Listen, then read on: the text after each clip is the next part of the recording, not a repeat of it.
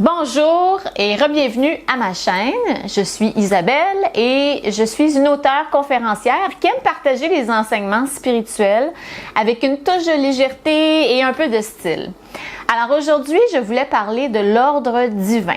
C'est un concept que j'ai découvert dans le merveilleux livre The Game of Life and How to Win It, Le jeu de la vie et comment le gagner, de Francis Scovel Shinn. C'est un livre extraordinaire, c'est un petit bijou que j'ai découvert par hasard et qui nous enseigne des choses tellement utiles dans nos vies. C'est inspiré de concepts qui viennent de la Bible et elle nous donne des exemples dans la vie de tous les jours, comment les appliquer, ces concepts-là, ces enseignements-là, c'est des règles de l'univers pour co-créer une vie d'abondance, de joie et d'amour, d'être entouré de ce qu'on désire finalement tous obtenir comme humains. Et ce qu'elle décrit comme l'ordre divin, c'est très très simple comme concept. C'est que quand on force des choses qui ne sont pas faites pour nous, on crée du chaos, le chaos dans notre vie. On crée des blocages parce que il y a des choses qui sont faites pour nous et il y a des choses qui ne le sont tout simplement pas. Et on a cette façon d'être, je pense, beaucoup d'entre nous qui pensons que la vie, ça doit être difficile, il faut travailler fort, il faut bûcher. Et finalement, c'est pas ça du tout. La vie, c'est un grand fleuve qui devrait être tranquille. C'est un flow. En anglais, je dis « go with the flow » ou « let it go ». Donc, peut-être qu'en français, ça pourrait être « go with the flow » et « jette-le à l'eau ».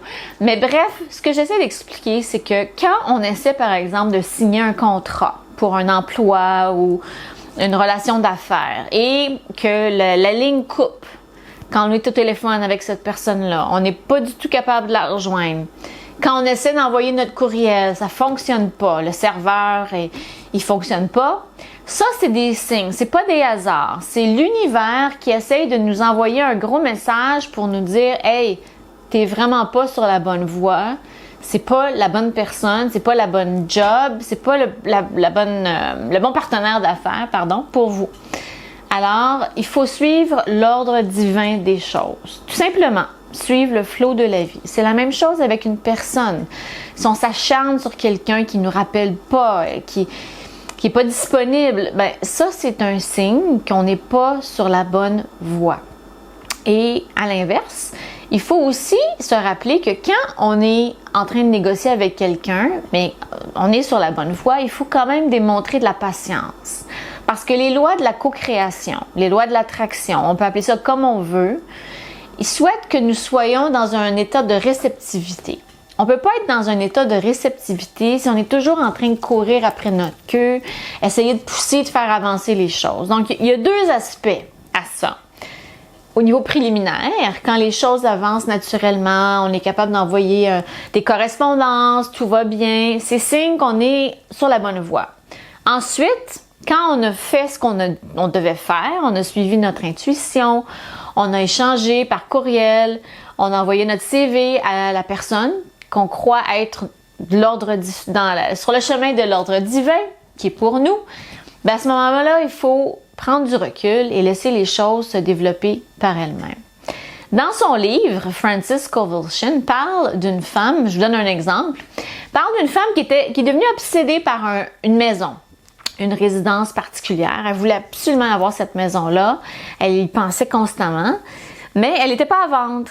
Et donc, peu de temps après, elle a réussi à obtenir cette maison-là, mais elle a causé, en fait, selon Francis Scovel Shinn, le décès prématuré de la propriétaire, en étant tellement obsédée par cette maison-là qui n'était pas à elle, que finalement, par son désir de manifester ça, ben, elle a manifesté le décès de quelqu'un pour obtenir la maison. Et quand elle est déménagée dans cette maison-là, son mari est tombé malade, gravement malade, peu de temps après.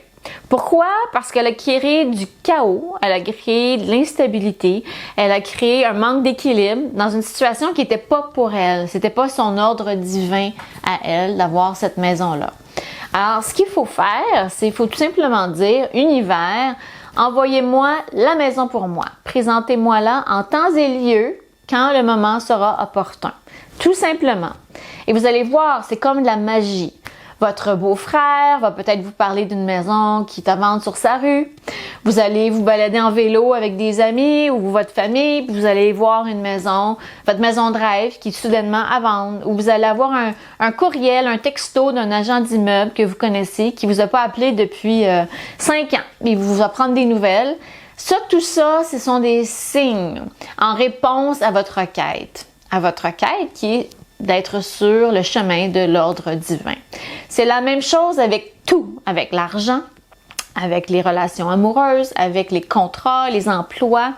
Si vous cherchez un emploi, par exemple, vous allez émettre ce désir-là. Je souhaite trouver un emploi. Merci univers de m'aider.